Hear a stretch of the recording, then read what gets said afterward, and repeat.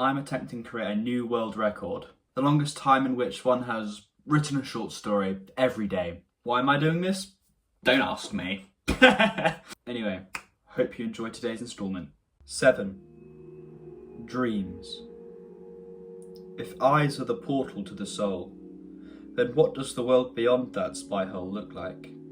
I had been exploring the vast, indecipherable land for what felt like an eternity. The colours shifting, swirling, mixing together before dispersing, redefining itself, the world switching to a new font every time I blinked. A dream. That's what it was. An indecipherable fog of meaning. My thoughts had been slow, but at the same time I could intuit the meaning of everything around me. In the same way that one doesn't need to think about the words of their mother tongue when listening to people talk, I hadn't needed to process it.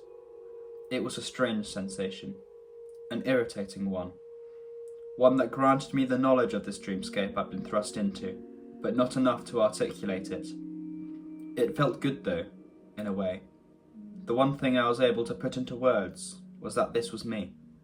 In some way, I knew that this world was a construction of my mind, of the daily life I'd hated so much. From out of the flashing colours and bubbling roars of sound had emerged a great tempest, one that tore the sky asunder, grand, glorious, world-shattering.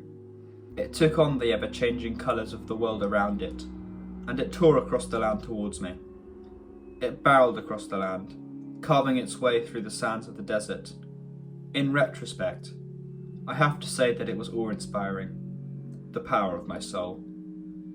Even if dreams are hallucinations, that capacity for feeling lies within me, largely untapped. As the tornado swallowed me, I was cast into the air. I remember the air slamming against my skin harshly, ripping into me, shattering my bones. Yet, as I dissolved into the storm, it felt like I was merging with that great power, opening myself up to it, letting myself become it. Such a great feeling. All the colours, all my emotions, all my memories, loves, losses, everything, all had been pulled into me in that instant. I had blinked awake, returning to the drabs of my bed. Sweat clung to my nape. My chest slowly rose and fell with my breath. And that strange feeling petered out slowly, but the echoes of it remained trapped in my heart. All around me was the pallid greys of my room, unlit by lamplight. Looking back at it, it was at that point in the day that I would be overwhelmed by disappointment. Reality would slam into me like a punch to the gut, but this time, it was different. I went about my life a bit differently from then on. Sure, I was still disenamoured with the everyday. There were times I wanted for it to be over, times I wanted something more. But every time, the memory of the storm broke through those feelings. It woke me up, kept me alive. Perhaps there isn't any point to it.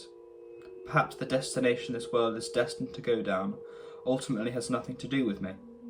Perhaps it has no real destination that anyone could derive meaning from. That's a very real possibility. But in the end, that doesn't matter to me either. I witnessed beauty in its truest form. The source of all joy, wonder and awe comes from the human soul.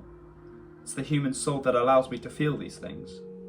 No matter how torrential, destructive, morbid or unbearable, it's so unequivocally grand and powerful, so much so that I couldn't go a day without loving it. I loved my sadness. I loved my pain. They say dreams are there to tell you something. Maybe, in that case, God did answer my prayers.